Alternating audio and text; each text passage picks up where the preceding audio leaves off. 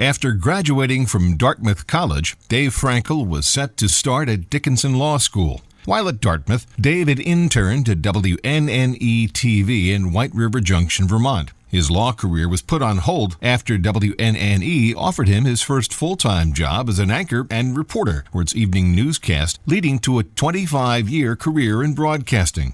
From WNNE, he moved to WCAX-TV in Burlington, Vermont, as a reporter and backup anchor. While there, he covered Burlington's mayoral race, a campaign that was rather mundane until the eccentric outsider candidate Bernie Sanders stepped in and became the mayor of Burlington, starting his political career.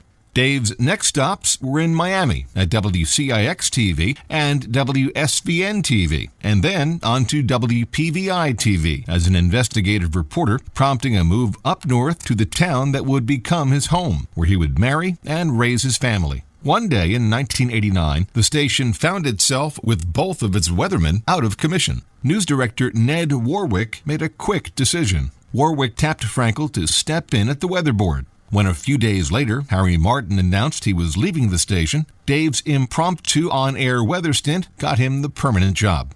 In 1998, KYW-TV, CBS 3 Philadelphia, hired Dave as one of its evening news anchors. When he left the station in 2001, Dave decided it was time to pursue the law degree he had put off years earlier. He enrolled as a full-time student at Villanova Law School.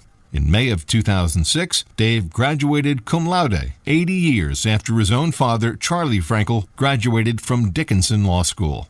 Over the years, Dave has enjoyed many opportunities to volunteer his time to help a wide variety of charities, including Alex's Lemonade Stand. Please welcome Dave Frankel into the Broadcast Pioneers Hall of Fame. Our dad couldn't be here tonight. Unfortunately, he's in Florida right now dealing with a few medical issues. But it was important to him that you know he feels terrible that he's not here, and he's so touched by this honor. He asked us to pass along this message in his absence. While I am very disappointed that I could not be there tonight in person, I'm incredibly humbled and thrilled to receive this honor. First, I want to thank you.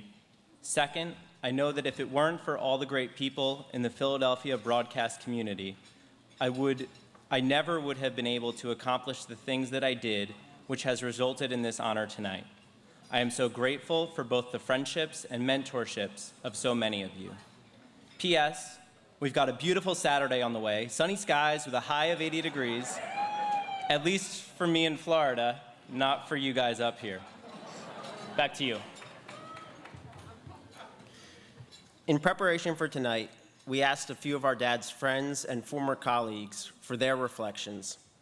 Mark Howard quoted the late Jim O'Brien, who said, "To be a great weatherman, you don't have to know anything about the weather. You just have to pretend that you do." Mark added, "For 13 years, Dave faked his way through and became the most popular weatherman in the city along the way." John Morris said of our dad, "He was the smartest and funniest person in the newsroom." But more notably, John recalled a time when our dad introduced him, not as his producer, but as his friend. This simple word choice, emphasizing their friendship, meant so much to John. Jim Gardner, who we call Uncle Jim, said, quote, "He had a special connection with both his viewers and coworkers because both recognized his essential goodness." Paul Moriarty had a different theory as to what made our dad successful on air. Quote, "There are many people that would say that Dave's success is a result of his journalistic skills and dedication to his craft." But Paul joked, "I would not be among those people. Truth be told, Dave's success is directly attributable to his dimple. It's strategically placed on his left cheek, just above his schoolboy grin, and directly below his twinkly eyes. This rare combination served to mesmerize and hypnotize at least 2 generations of Philadelphia TV news viewers." Our dad loved the many aspects of his jobs at Channel 6 and 3, including his investigative reporting that he hoped made an important difference in Philadelphians' lives. He loved his role as weatherman that he hoped was informative as well as fun.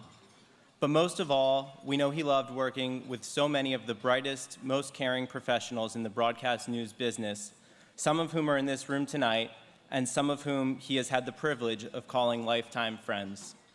And on that note, we as his kids just wanted to say that we appreciate the many doors that have opened for us in this industry. And it's thanks, we know, to the respect that our dad has earned over the years from his former colleagues. So we know that he wishes he was able to congratulate all of the inductees personally. On behalf of our dad, congratulations to everyone being honored tonight, and thank you for extending this great honor to him.